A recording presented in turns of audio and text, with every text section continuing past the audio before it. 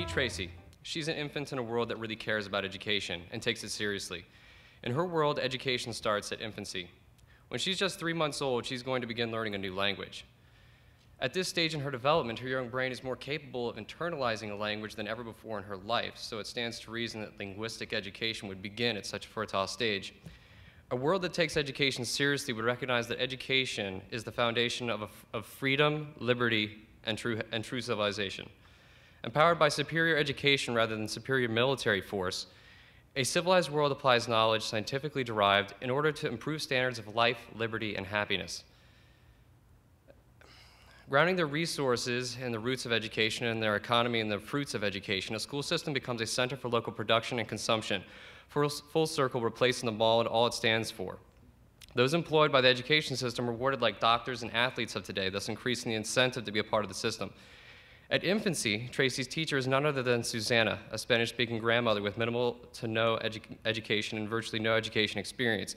She has no degree from any college, yet she is able to perform a valid role in the school system and get satisfaction from serving her community because she fits two simple requirements. She has no criminal background, and she speaks a language primary that is not English. Susanna will cradle little Tracy in her arms for an hour, speaking to her for the entire duration, and then when Susanna sees the hour is up, she will begin cradling another infant. At infancy, it truly should be the standard that a child hears and listens to another language from not only one person, but from a family of foreign-speaking people. Something as simple as housing foreign-speaking families, perhaps families in need, and reapplying those forces towards educating infants will reorganize an economic structure. Improving lives and even paying them additionally for cultivating an organic farm located on the premises of the school. Based on information and evidence of ecological and social improvement, the reward system is based on reciprocation to the environment and that school demonstrates. This very practice is what Tracy's parents and their generation call developmental education. The process of education taken seriously uses the stages of childhood development to determine the curriculum and the intensity of the subjects. As Tracy develops into a child around 3 years old, being a milestone in development, she will begin learning grammar with professors of their field. With classes consisting of one subject per day, her focus is not divided among multiple subjects. By having one focus per day, the system is allowing her to internalize and understand the subject rather than being flung from one to another, confusing her young mind. Along with that one subject, however, Tracy has hour-long recesses, or practicums, which consist of agriculture, martial arts, and music, all of which are community-oriented and instill responsibility and discipline at an early age, all important for her growth and maturity later on. Also, these subjects are more interactive and fun than the primary subject may be, allowing her to relax periodically will increase her willingness to learn and ability to stay focused throughout the day. The point being internalization and understanding rather than memorization and regurgitation.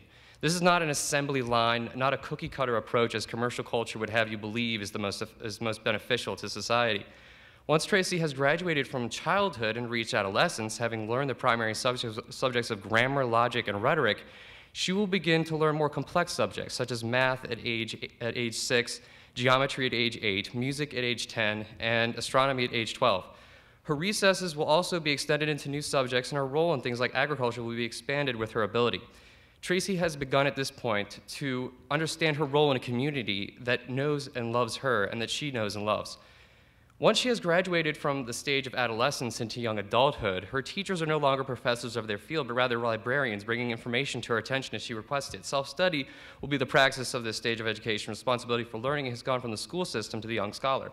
However, practical subjects like plumbing and architecture are integral to her independence as an adult. And her final subject, driving, will be a way to keep students interested in completing education because they will not be able to get it they will not be able to graduate without first getting their driver's license.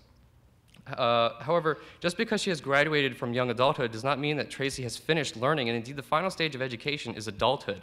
And in that stage, she's able to explore the interior world of her own self. Different from college, adult education is absolutely free for all adults and oriented towards the free discourse of community and society.